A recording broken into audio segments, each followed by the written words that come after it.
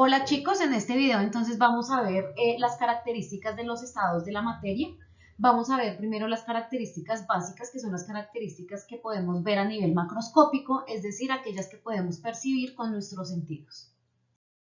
Como ya sabemos, digamos que hay tres estados de agregación de la materia básicos, que son el estado gaseoso, sólido y líquido. Sin embargo, hay otros dos estados de la materia que no vamos a tratar, que uno es el plasma, que lo encontramos en el Sol, y el segundo es el estado de condensado de Bose-Einstein, que lo podemos encontrar a temperaturas cercanas al cero absoluto. Sin embargo, digamos que a las condiciones de presión y temperatura de la Tierra, usualmente los tres estados que vamos a encontrar son los que se muestran en la pantalla.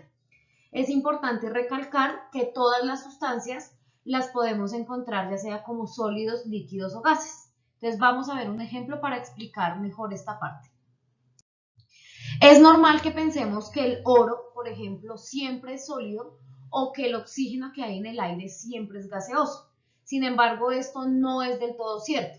Es verdad que a las condiciones de temperatura y presión de la Tierra siempre vamos a encontrar el oro en estado sólido y el oxígeno del aire en estado gaseoso. Sin embargo, si nosotros podemos modificar esas condiciones de presión y temperatura, podemos llegar a obtener el oro en estado líquido o gaseoso, por ejemplo, y el oxígeno del aire también lo podemos llegar a encontrar como estado líquido o como estado sólido. De pronto, el ejemplo más común de que nosotros podemos encontrar una misma sustancia en los tres estados de agregación la tenemos con el agua. El agua, si nosotros la tenemos en los cubos de hielo, pues vamos a decir que el agua está en estado sólido. El agua que, por ejemplo, utilizamos en la llave o el agua de bebida la vamos a encontrar en estado líquido, nos vamos a referir a ella como agua líquida.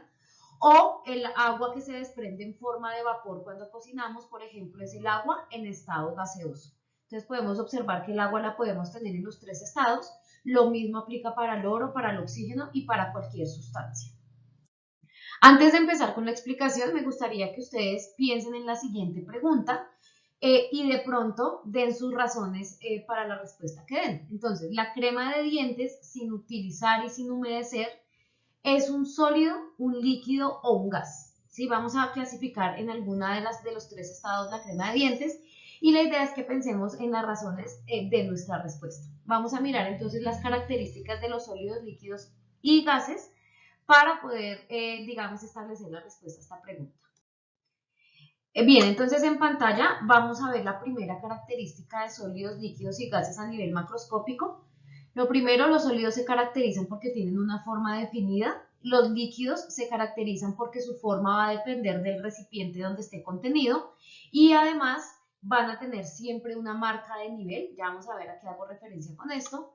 Mientras que los gases van a tener también la forma del recipiente que los contiene, pero a diferencia de los líquidos no van a tener ninguna marca de nivel cuando están en un recipiente. Entonces vamos a ver el ejemplo primero con los sólidos. Los sólidos, cuando decimos que tiene forma definida, es que su forma no cambia dependiendo de dónde o dependiendo del recipiente donde yo lo ponga. Aquí tenemos un cubo, este cubo está en este recipiente y no por estar en ese recipiente va a cambiar su forma. Si yo lo saco de este recipiente va a seguir conservando la forma del cubo. Hay una excepción que son los sólidos granulados. Cuando nosotros tenemos los sólidos granulados hacemos referencia, por ejemplo, a la arena. Hay muchos sólidos granulados, el arroz, los frijoles, las lentejas. En general decimos que son sólidos granulados, todos aquellos sólidos que nosotros podemos, digamos, dividir en granos más pequeños, ¿cierto? Cuando nosotros tenemos un sólido granulado, entonces debemos hacer el análisis por cada uno de los granos. Si yo la arena la tengo y pienso en un solo granito de arena, entonces me voy a dar cuenta que aplica lo que estamos diciendo.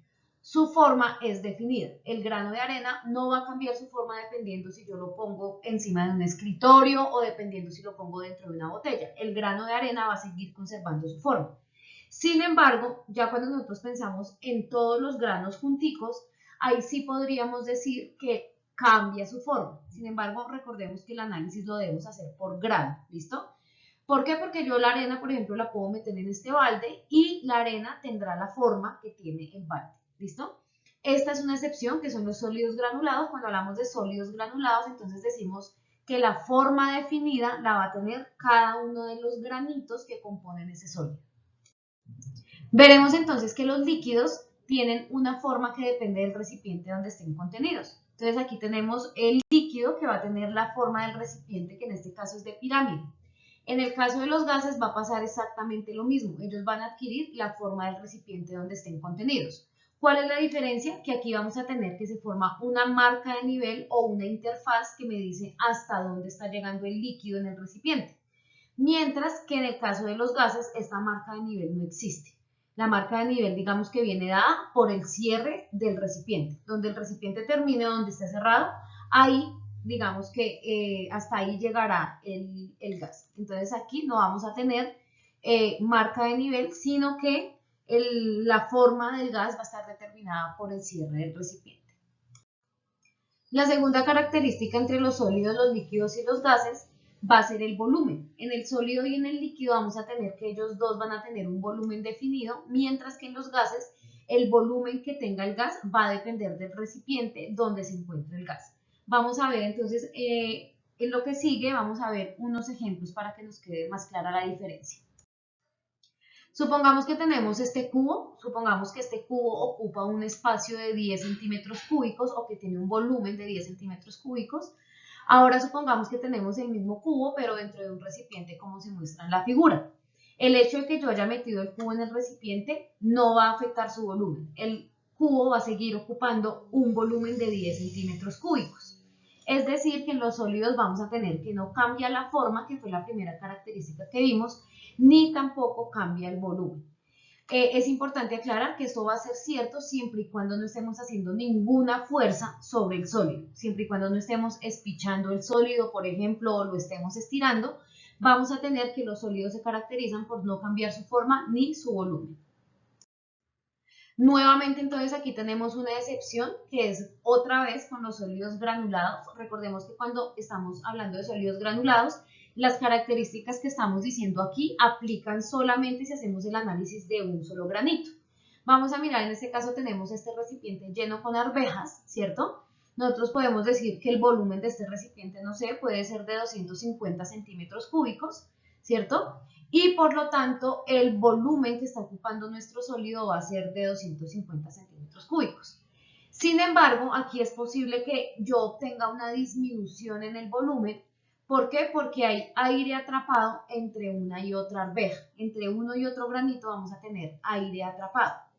Si nosotros acomodamos mejor las arvejas, que usualmente solo lo hacemos zarandeando el recipiente, entonces vamos a tener una mejor acomodación de los granitos.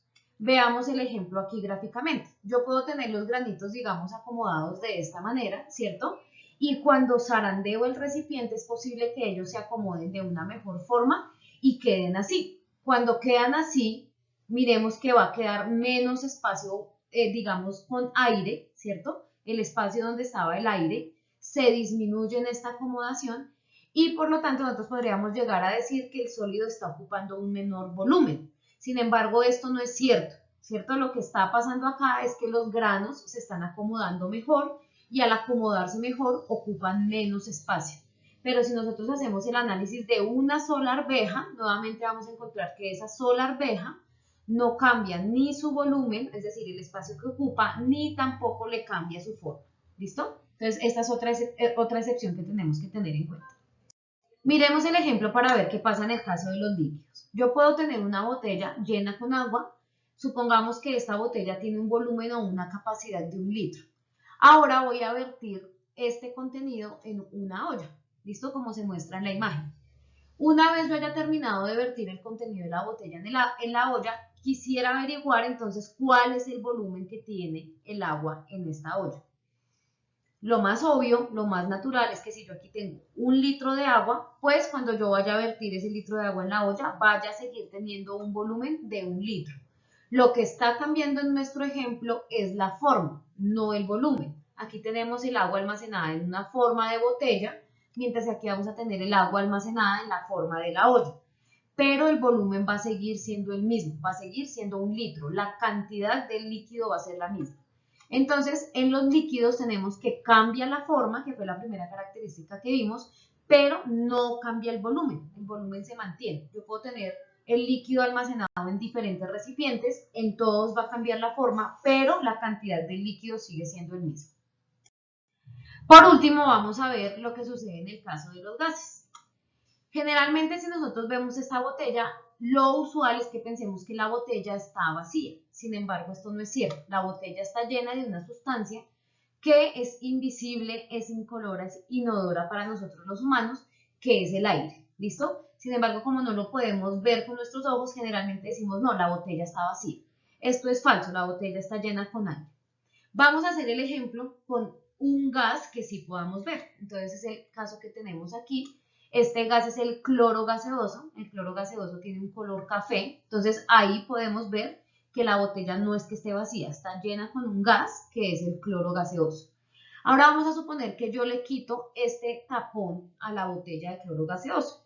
¿Qué va a pasar con el gas? Pues lo más seguro es que el gas se vaya a escapar, empieza a salir del recipiente.